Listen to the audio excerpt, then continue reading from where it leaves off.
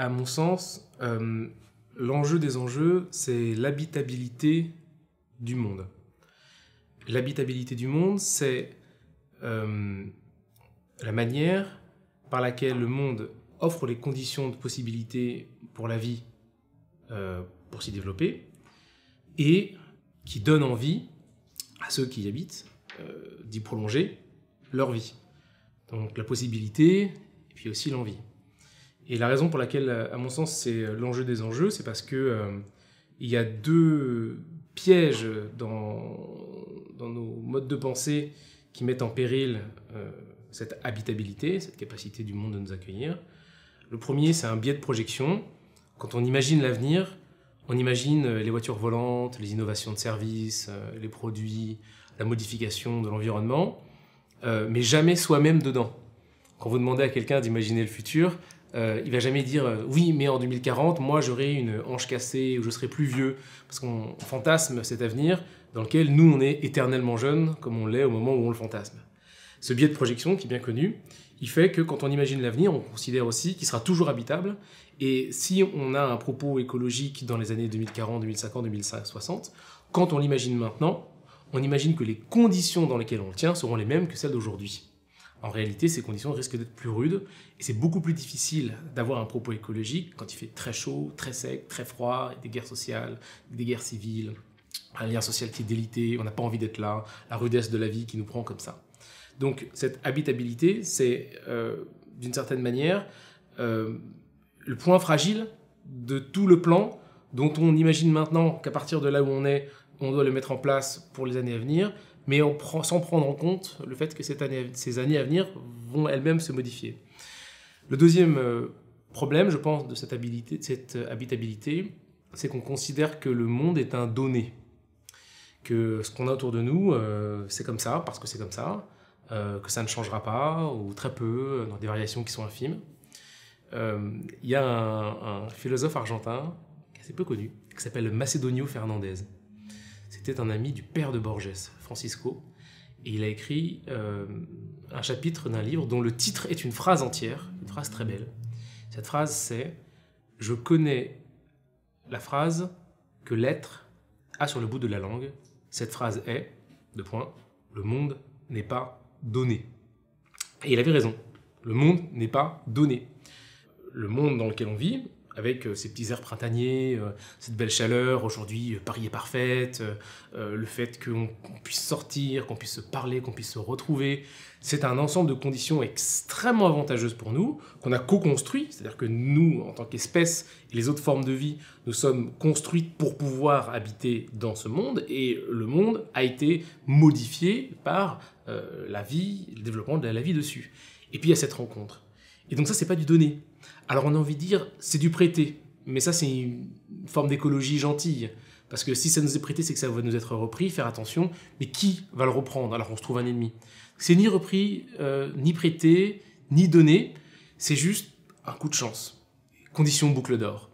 Donc le monde dans lequel on vit, c'est pas un monde donné. C'est un monde co-construit sur des millions d'années, qui tient à pas grand-chose. Et il peut disparaître comme il est venu pour toutes les raisons qu'on connaît. Donc, à mon sens, les périls qui se présentent à nous, sous la forme de périls sociaux, de périls mentaux, de périls environnementaux, représentent la partie la plus visible d'un problème sous-jacent, qui est celui de rendre le monde inhabitable à ceux-là même qui sont censés y vivre, les humains et les non-humains. Mais si on ne pense pas à ce problème-là, alors on oublie que les conditions mêmes du monde risquent de rendre difficile notre action pour maintenir quoi? Les conditions mêmes du monde. Donc à mon sens, c'est ça.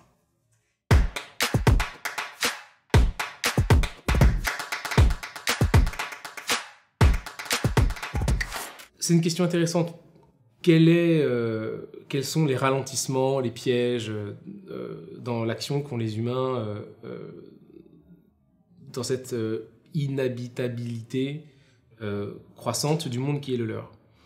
D'abord, on a envie de se poser la question, le monde est-il plus inhabitable qu'avant? Question. Alors, il y a plein d'indicateurs qui sont un peu faussés, par exemple les indicateurs de suicide. On a envie de se dire, un monde inhabitable, c'est un monde qu'on a envie de quitter volontairement. Et en réalité, encore aujourd'hui, le monde n'est pas nécessairement plus inhabitable. On a même envie de dire, en regardant par grande masse les statistiques, qu'il n'y a jamais eu autant de richesses, le taux de mortalité infantile n'a jamais été aussi bas, le taux d'éducation n'a jamais été aussi haut, etc. Le monde a l'air plus habitable en réalité. Mais il y a une image, une idée selon laquelle les conditions sont plus rudes, c'était mieux avant, et peut-être que cette image rend les conditions psychologiques d'habitation du monde en réalité plus compliquées, alors que le monde est, on a envie de dire objectivement, donc selon des critères extérieurs, lui, totalement habitable. Pourquoi, pourtant, est-ce qu'on fait peser sur nous le risque de la destruction de notre habitat? Si je reformule la phrase, comment une espèce et pourquoi irait-elle mettre en péril les conditions du monde dans lesquelles elle vit? C'est absurde de faire ça. C'est une question qui a été posée dès le début des années 50. Il y a deux personnes dans le grand jalon, je dirais en premier Gregory Bateson, et puis après Guattari, dans les années 90, et tous les deux utilisent la même idée. Ils disent c'est à cause d'une erreur dans nos manières de penser. Bateson appelle ça une erreur épistémologique. Donc il dit, c'est pas les conditions du monde autour de nous qui sont moins bonnes, c'est parce qu'on pense mal le monde, s'interface mal avec lui, qu'on est en train de le casser. Il y a une écologie mentale. Il dit, il faut qu'on apprenne à penser correctement le monde qui est autour de nous. Or, la construction de cette écologie mentale, en fait, qui on est, comment on pense le monde qui est autour de nous, je donne un exemple.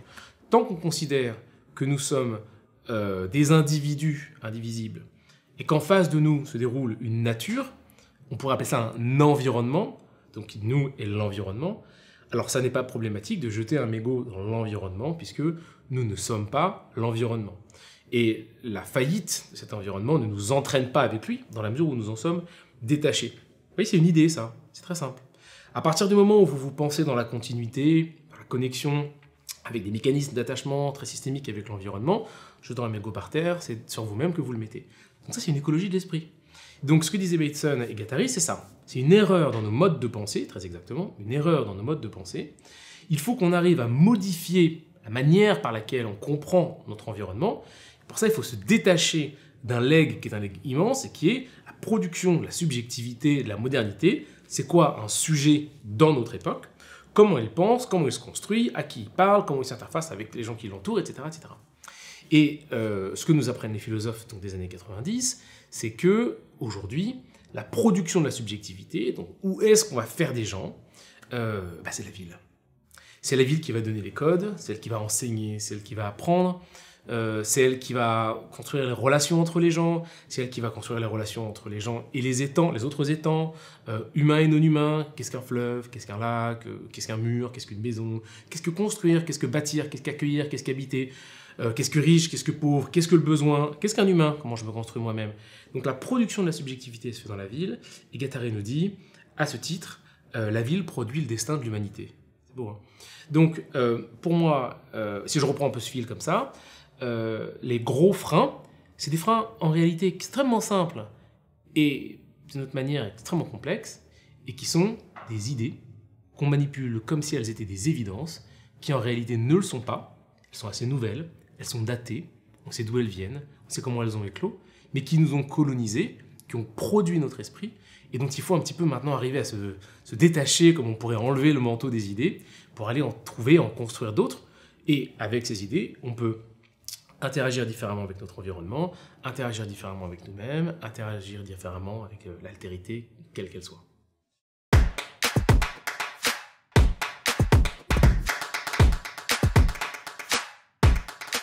C'est exactement ce qu'on appelle un imaginaire. Alors, les études sur l'imaginaire, donc c'est un champ d'études sur l'imaginaire. Moi, j'adore quand les gens me disent « Tu fais quoi ?» Je dis « Sociologue de l'imaginaire. » Ils me disent « Oh, c'est incroyable, t'as inventé ça. J'aimerais bien aussi. » Écoute, non, je n'ai pas inventé ça. Absolument, j'aurais tellement aimé. Pas du tout. Les études sur l'imaginaire, qui est un champ, vous savez, dans les sciences humaines, on a une méthodologie, une pratique. Je fais de l'anthropologie, de l'ethnographie. Et puis, on a un champ modeste. Le monde étant si complexe qu'on est obligé de se concentrer sur un petit truc. Donc, il y a sociologie des religions, sociologie de la famille, sociologie de l'argent, sociologie de l'imaginaire. Les études sur l'imaginaire trouvent leur origine, en France, chez un philosophe qui s'appelle Gaston Bachelard. Gaston Bachelard était un philosophe français, première partie du XXe siècle, champenois, né à Bar-sur-Aube, où il a enseigné d'ailleurs, notamment la philosophie au lycée, et qui avait, on a tendance à dire, deux grandes passions. Si on regarde bien, c'est bien évidemment la même. Le premier Gaston Bachelard, c'est un épistémologue, donc c'est quelqu'un qui va réfléchir sur l'histoire des sciences, se demander c'est quoi la production de la connaissance, comment on fait du savoir, des notions, des formules. Et c'est le Gaston Bachelard de la philosophie du non, de l'obstacle épistémologique, etc. Et puis il y a un deuxième Gaston Bachelard, qui est un Gaston Bachelard qui se rend compte que cette production de la connaissance, elle est en réalité titulaire d'une grande production intellectuelle qui dépasse celui-même qui va produire ces concepts, partagés par tous, et il produit à ce moment-là une étude sur l'imaginaire. Ce champ-là, c'est le Gaston Bachelard de L'eau et les rêves, de L'air et les songes, de La terre et les rêveries de la volonté, La terre et les rêveries du repos. Ces titres, même si on n'a pas lu les livres, valent le coup d'être cités. De la poétique de l'espace, de la flamme de la chandelle, de droit de rêver, donc ce Gaston Bachelard-là. Alors, c'est le même en réalité, c'est le même qui se rend compte, et il y a dans un documentaire celui qui était à l'époque le directeur de l'école pontificale des sciences, à qui un journaliste des années 60, matérialiste, dit « Mais vous qui êtes directeur de mathématicien, vos idées, vous les trouvez de manière rigoureuse, etc. » Et le directeur de l'école pontificale des sciences dit « Pas du tout, je me balade, un démon, trouve des trucs, l'intuition, etc. » Le journaliste dit « Mais non, pas du tout, en réalité vous êtes rigoureux, vous êtes un mathématicien. » Il essaie de... Un mathématicien. En fait, non. Le démon, je me perds, je me trouve, l'obstacle épistémologique qu'il faut que j'arrive à contourner. Donc Gaston Bachelard, ce qu'il fait, c'est qu'il comprend que la production des sciences est en fait tributaire d'un imaginaire de fond.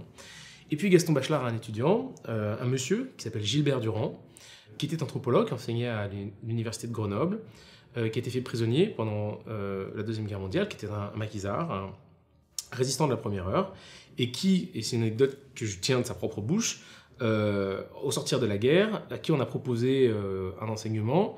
À Grenoble, on lui a dit « Qu'est-ce que tu souhaites enseigner ?» Et il a dit « Moi, je veux fonder une anthropologie de l'imaginaire. » On lui a dit « Mais Gilbert, voyons, l'imaginaire, ça n'est pas un phénomène social. » Et il a répondu « J'ai passé X années dans une prison allemande, je peux répondre que l'imaginaire, c'est un phénomène social. » Au début des années 60, Gilbert Durand publie un livre qui s'appelle « Les structures anthropologiques de l'imaginaire », lecture très ardue, c'est un monsieur absolument érudit, et dans lesquels il prouve que, comme la constitution de nos corps, et qui est faite de manière très rigoureusement identique, avec des millions de variations, mais serrer une main, c'est quelque chose de très intime, parce que les mains rentrent dans une main, elles se rencontrent, et on réalise à quel point on est similaire à la personne qui est en face de nous.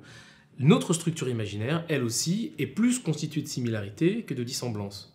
Donc quand on va être confronté à un phénomène de la nature, deux personnes marchent, voient un arbre, et je pense à mon père, oh, toi aussi tu penses à ton père, mais quelle coïncidence! Des centaines de millions d'années ont construit, façonné notre cerveau pour que l'arbre nous évoque les racines, la croissance intérieure, l'enracinement, la famille, etc.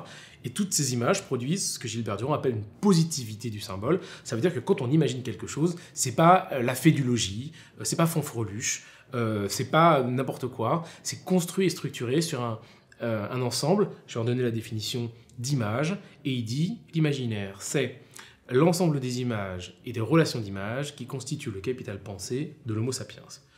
Si je résume tout ça, on pense de manière très tardive, l'imaginaire est bien en amont de la pensée, et pour donner du sens au cadre du monde qui nous entoure, on passe au travers de ces images qui sont beaucoup plus collectives que personnelles. Naît ici le champ de la sociologie de l'imaginaire. Michel Maffezoli construit en 1988, si je ne dis pas de bêtises, le centre d'études sur l'actuel et le quotidien. Gilbert Durand monte en 88, ou c'était peut-être 80, dans ces années-là, une revue qui s'appelle Les Cahiers de l'Imaginaire, dont j'ai été pendant 10 ans le directeur éditorial avec un autre sociologue qui s'appelle Vincenzo Susca, qui est à l'université de Montpellier. Et ces études s'ouvrent et tombent d'une anthropologie à une sociologie.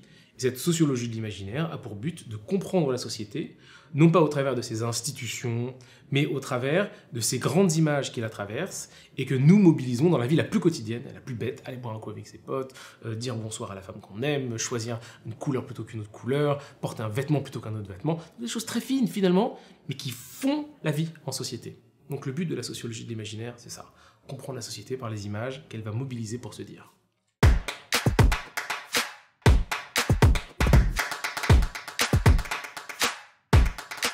On n'apprend pas qu'on est mu par un imaginaire plutôt qu'on construit l'imaginaire, tout simplement parce que c'est très humiliant. C'est vraiment très humiliant. Il y a un principe par le dessous. Et votre, j'ai pas envie de dire travail, mais rôle dans la société, c'est tout au mieux que de bien dire ce principe qui est en dessous, c'est extrêmement humiliant. Moi, j'ai été à l'école républicaine, je suis un héritier de Descartes, on m'a dit tu es un individu, tu es libre de ton arbitre, de ta volonté, tu vas pouvoir faire ce que tu veux, le réaliser grâce à la force de ton âme et de ton esprit, etc. Maître et possesseur de la nature, de lui-même, défie ton inconscient, contrôle-toi, maîtrise-toi.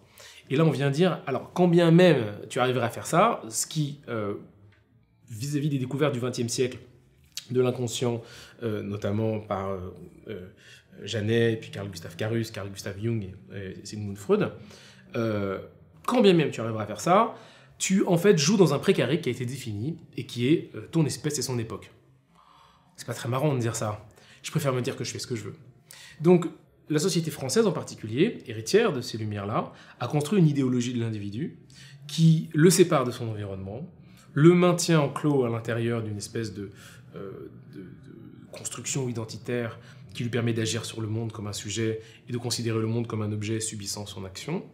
Et je n'ai aucune envie qu'on m'enseigne qu'en réalité je suis continu avec le monde qui m'entoure, que je suis tributaire des gens qui sont autour de moi, qu'il y a quelque chose qui me pense. Comme disait très bien Rimbaud, c'est faux de dire je pense, on devrait dire on me pense. Et moi, ça ne m'intéresse pas à ça. Donc en fait, quand on produit le programme scolaire, c'est pas dans cette grande humilité qu'on va avoir envie d'enseigner aux gens, on va plutôt envie de leur dire réalise-toi, deviens ce que tu es, etc. Donc c'est assez problématique parce que mais c'est aussi très paradigmatique. C'est problématique parce que ça produit des sujets qui ont des difficultés à comprendre les liens d'interdépendance qui sont construits entre eux et le monde qui les entoure. Mais c'est assez paradigmatique parce qu'en réalité, c'est la continuité de la production de la modernité avec son sujet, son discours qui dit sur les choses qui font, le sujet qui agit, les choses qui subissent, l'affaire d'être fort clos par rapport au monde extérieur. Donc on est les héritiers de cette modernité-là et malheureusement, elle a produit des subjectivités qui sont défaillantes par rapport à la construction et même aux soins qu'on apporte au monde qui nous entoure.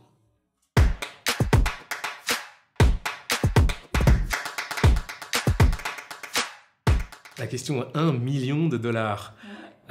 Comment est-ce qu'on peut se libérer de quelque chose qui nous fait de l'intérieur? Alors, j'ai envie de dire qu'il faut être très modeste par rapport à l'imaginaire. On ne change pas l'imaginaire, on ne fait pas l'imaginaire nous fait. Les nappes phréatiques sont par le dessous, on puise à l'intérieur.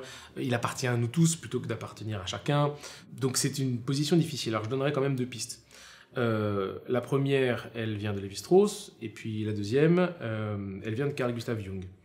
Lévi-Strauss et toute l'anthropologie du XXe sont des gens qui partent du Collège de France pour aller voir des tribus, les Waruru, les Achuar au Brésil, etc., et qui reviennent et qui se rendent compte en revenant qu'ils sont en train, en réalité, en étant eux, Descola raconte ça, devenus Waruru, de faire une anthropologie du Collège de France. Et ils voient des gens, et Descola racontait, Philippe Descola, donc professeur au Collège de France, titulaire de la chaire anthropologie de la nature, raconte qu'en revenant de ses années au Brésil, il va acheter des chaussettes, et en fait il est assommé par le nombre de chaussettes, il n'y arrive pas. Donc il est devenu anthropologue de la France des années 70. Et qu'est-ce qu'ils viennent de faire tous les deux? Ils viennent tout simplement d'exécuter un pas de côté par rapport à leur propre culture. Donc ils ont regardé ce qu'ils considéraient comme étant les pierres angulaires, structures fondamentales sur lesquelles ils avaient construit leurs certitudes, et au lieu de construire ces certitudes comme des acquis et donc des points d'arrivée, ils considèrent ces certitudes comme des points de départ, et ils vont les questionner. Ils vont dire, qu'est-ce qu'une chaussette? Qu'est-ce qu'un achat? Qu'est-ce qu'une carte de crédit? Qu'est-ce que la possession? Qu'est-ce que l'objet? Qu'est-ce que la constitution de la famille? Qu'est-ce que le foyer? Et ils regardent le monde qui les entoure, et ils se disent, il y a des choses qui marchent et des choses qui ne marchent pas. Donc ils ne sont pas nécessairement capables de se déprendre de leur imaginaire, mais ils sont capables d'exercer sur lui un appareil critique du fait de le regarder depuis l'extérieur. Donc ça, c'est une première piste, et c'est ce que j'engage notamment mes étudiants à Sciences Po Paris à faire, c'est à se doter des outils leur permettant de regarder leur propre culture depuis l'extérieur de leur propre culture. Faire un pas de côté. C'est incroyablement difficile, peut-être d'ailleurs ça ne pourra jamais être atteint, puisque la culture, c'est un peu, c'est une culture mère, mais c'est aussi une culture marâtre. Hein. On est dedans, mais elle ne veut pas qu'on parte. Elle nous retient dans son giron. Donc c'est très très très délicat, très difficile. Et puis après, il y a cette deuxième astuce, je dirais, qui est la question en toute modestie à laquelle a répondu Carl Gustav Jung, qui est celle de quel est le sens de l'existence. Et on trouve dans ses écrits un moment très calme où le vieux Jung essaie de donner une réponse à ça. Et il formule une réponse très simple, il dit « Ce qui est de l'ordre de l'individuel est beaucoup plus infime que ce qui est de l'ordre du collectif. » Et les millions d'années de constitution de notre époque nous ont donné des capacités de perception du monde qui sont considérées comme des évidences, mais qui en réalité sont de l'ordre du collectif. Et il dit, le but de l'existence dans ce cadre-là, dans ce registre-là, c'est d'augmenter la part individuelle avec le plus possible d'éléments venus du collectif. Et donc il dit, plonger à l'intérieur d'un inconscient collectif, quelque chose qui appartient au niveau de l'époque, au niveau de l'espèce, pardon, et en remonter petit à petit des éléments pour nourrir, grandir, écarter les parois du soi. Et dès lors qu'on reconnaît ce qui est de l'ordre de l'individu, qui je suis, mon histoire personnelle, mes traumas, mes amours, mes machins, et puis ce qui est de l'ordre du collectif, on dit ça c'est impersonnel, ça n'appartient pas qu'à moi, je le partage avec les autres, se construit autour de nos parois un sentiment de mutualité qui dit qu'en fait nous sommes mutuels à ce qui nous entoure, et par conséquent, je suis plus vaste si je me remplis de ce qui est par le dessous.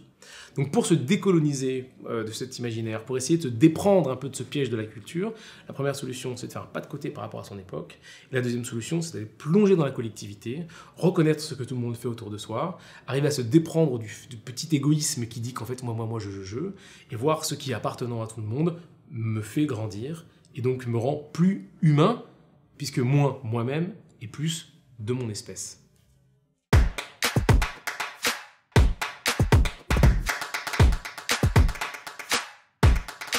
C'est une très bonne question.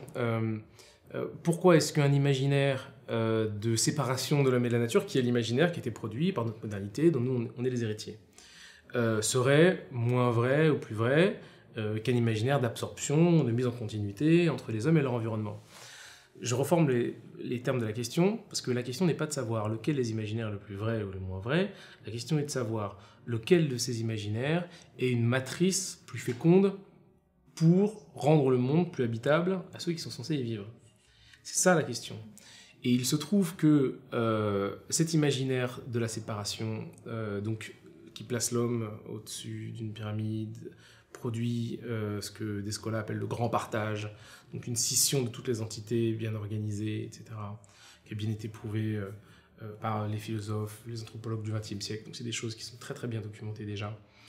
C'est un imaginaire ni meilleur ni moins bon, mais dont les conséquences sur notre manière d'agir sont détrimentaires à notre propre capacité d'habiter dans le monde.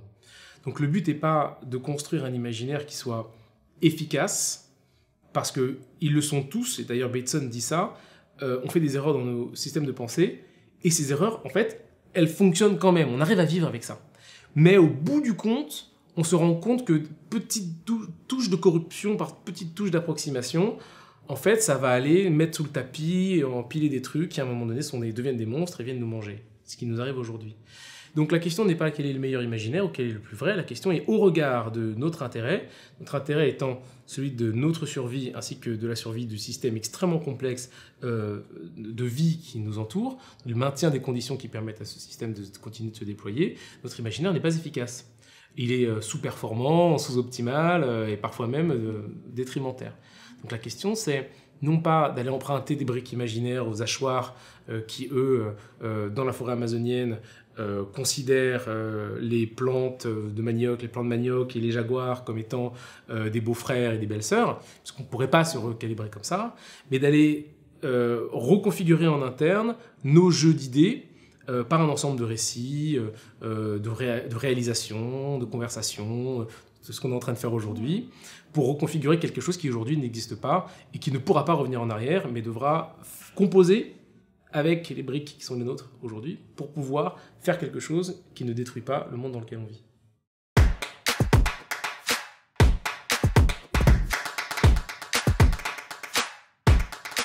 À mon sens, si je devais résumer tout ce qu'on vient de dire là sous la forme d'une formule, on ne s'occupe pas bien de ce qu'on ne connaît pas bien. Et en disant ça, on se rend compte quand on fait du yoga ou de la pâtisserie ou du jardinage, quand on est tout à ce que l'on fait, on accorde une attention particulière à ce qu'on est en train de travailler. Mettre de l'amour dans ce qu'on fait. C'est pas un truc en sachet, hein. C'est un adonnement. On va se donner dans la chose. Néanmoins, les gens disent, mais moi je connais mon environnement, je le connais bien, j'ai plein d'informations, j'ai plein de données. Mais la donnée, l'information, le savoir, c'est une chose, la connaissance, c'est une autre chose. Le savoir, c'est quelque chose de froid, de distant, ça reste dans un dépôt. Si vous me dites que vous connaissez l'ensemble des coordonnées satellitaires GPS de la ville de Rome, c'est pas pour autant que vous connaissez la petite Via Giulia qui passe derrière le palais Farnèse. Si vous me dites j'ai lu la fiche Wikipédia de l'amour, c'est pas pour autant que vous avez connu l'amour, ou que vous avez connu le deuil. Lorsque vous avez connu l'amour, que vous avez connu le deuil, vous êtes un peu devenu l'amour, vous êtes un peu devenu le deuil. Ça reste en nous, ça part pas. La connaissance, c'est ça, elle est attachante. Donc, on ne s'occupe pas bien de ce qu'on ne connaît pas bien. L'enjeu aujourd'hui, pour nous, sur cette habitabilité du monde, c'est de nous redonner les moyens de connaître au sens profond, de nous mailler avec, de faire un attage avec le monde qui nous entoure, notre milieu. Ma conviction, on va dire, c'est que la connaissance emporte le soin, et qu'une fois qu'on est lié à une chose, il est difficile de la laisser périr. Donc si on arrive à mettre au point ce bon piège, ce piège dans lequel, puisqu'on est lié à la chose, il faut maintenant, non pas qu'on aille la sauver, mais qu'on comprenne qu'en co-participant avec elle, on puisse améliorer ses conditions d'existence ainsi que les nôtres, alors le plus gros du travail sera fait. Voilà. Donc on ne s'occupe pas bien de ce qu'on ne connaît pas bien.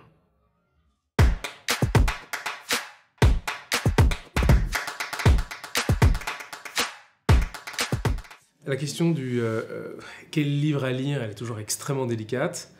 Alors je vais vous répondre en deux temps. Je vais vous dire ce que je lis en ce moment, comme ça au hasard. Bien et pas bien, on lit aussi parfois des livres qui ne nous plaisent pas. Et puis, qu'est-ce que je voudrais être en train de lire en ce moment, qui en fait est la réponse cachée à la question. En ce moment, je lis un livre de Gilles Bartholin, aux éditions Dehors, qui s'appelle Le Hontement du monde, qui est un livre sur la santé animale.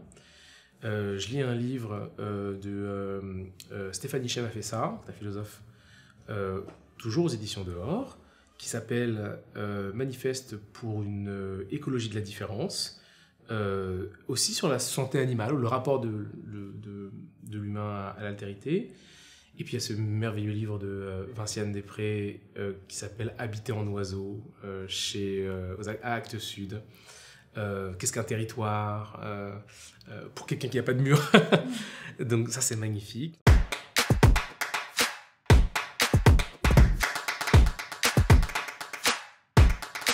Exactement, c'est des manières de faire des pas de côté. Et puis Baptiste Morisot, qui jouit d'une très belle notoriété absolument méritée, donne les astuces comme ça pour dire qu'est-ce qu'un loup, qu'est-ce qu'un humain, qu'est-ce qu'une rencontre, l'altérité radicale des animaux. Et donc tous ces livres qui sont un peu sous la... Voilà, j'ai aussi donc l'écologie de l'esprit de Bateson, et tous ces bouquins qui sont importants. Et puis en réalité, il y a un livre qui me touche beaucoup, qui est la biographie qu'a écrit G.K. Chesterton de Saint François d'Assise, qui est traduite en français, très très belle traduction, et qui parle de cet homme qui ne connut jamais le mépris. Lire la vie des saints, ça nous ramène un peu sur terre, étrangement, parce qu'on se rend compte de ce dont nos copains et nous-mêmes on est capable de faire. Il y a ça. Mais la véritable réponse, elle est très simple. Je crois que tous ces livres, aussi bons soient-ils, ils sont néanmoins à peu près l'équivalent des news. Tous les matins, elles changent et on les sent déjà vieilles. Et à côté de ça, Homère toujours jeune. Lire l'Odyssée dans la traduction de Philippe Jacotet en français, sans pleurer, je pense que c'est une preuve d'inhumanité absolue. La complainte de Pénélope lorsqu'elle apprend que son fils Télémaque est envoyé à la mort par l'assassinat par Antinoüs. Il ne sera pas mort à la guerre, qui était une mort noble, il va être mort assassiné, et qui pleure en appelant les dames de la maison pour lui dire comment est-ce qu'elles ont laissé partir son fils sans elle, non pas parce qu'il va mourir, mais parce qu'il va mourir sans honneur. C'est l'une des choses les plus humaines qui existent. Et au travers de ce prisme-là, je pense qu'on est capable de reconsidérer les liens d'attachement, la question du soin, la modestie de l'être, et tout ce qu'on peut et qu'on doit faire, en particulier les institutions qui sont aujourd'hui des institutions devenues des forces massives de la transformation de la société, je pense aux entreprises particulièrement, et comment construire les liens que leurs produits, leurs services, leurs innovations vont entretenir avec le monde qui nous entoure.